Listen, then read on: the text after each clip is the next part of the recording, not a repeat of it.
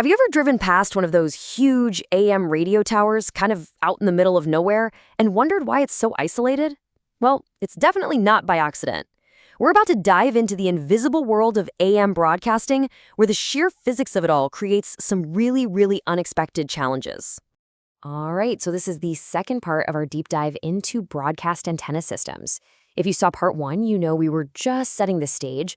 Now we're jumping right into our first big mystery, the strange and fascinating world of AM antennas. So let's kick things off with a question. What if the single biggest threat to a huge, powerful radio station wasn't a broken transmitter or some failing piece of gear, but something completely beyond its property line, hiding right out in the open? And that really gets to the core of it. For an AM broadcaster, the antenna isn't just the steel tower they own. Nope. In a very real way, the antenna is the tower plus the entire environment for miles around it.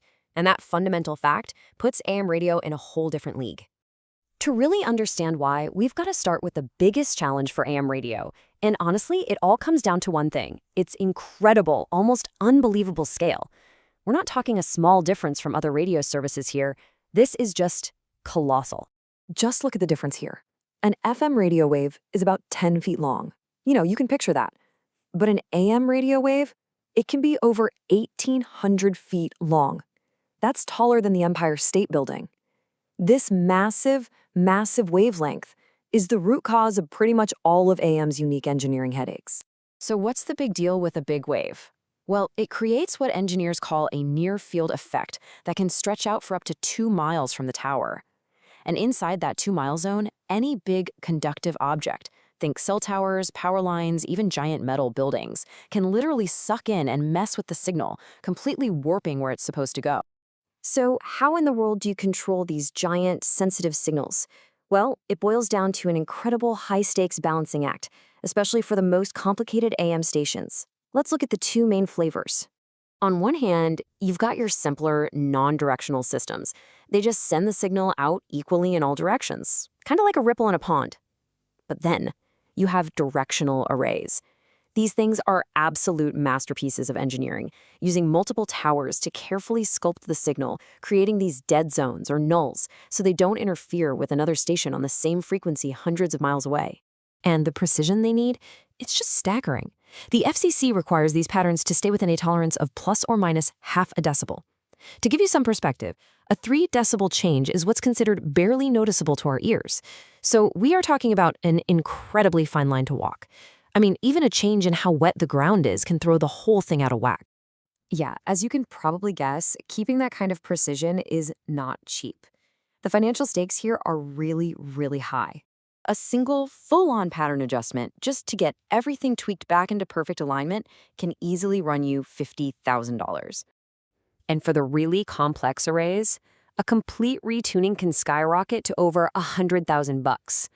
The bottom line is, keeping these things legal and on the air is a major ongoing investment.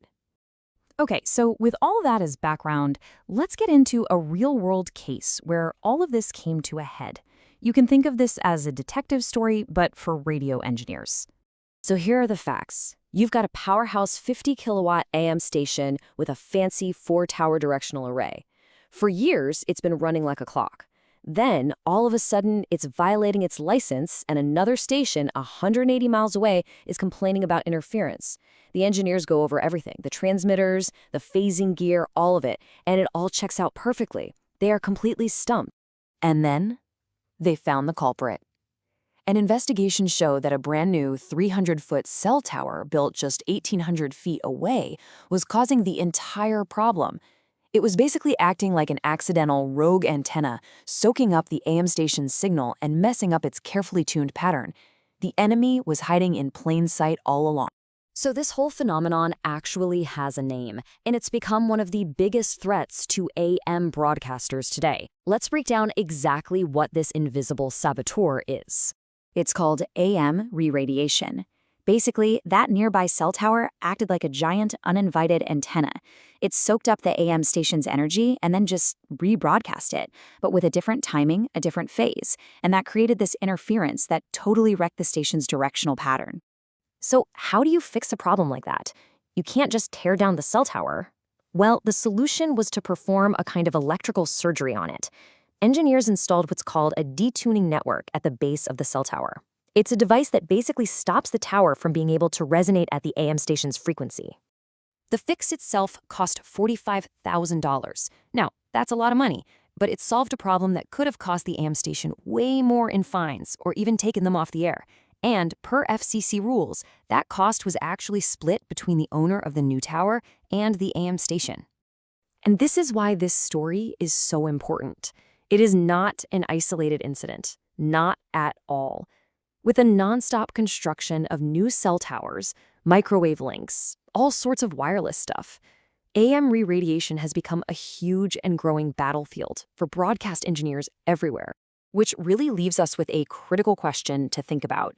In a world that's demanding more and more towers for more and more connectivity, how do we make sure we can protect our original airwaves, the very foundation of broadcasting, from being accidentally distorted into silence?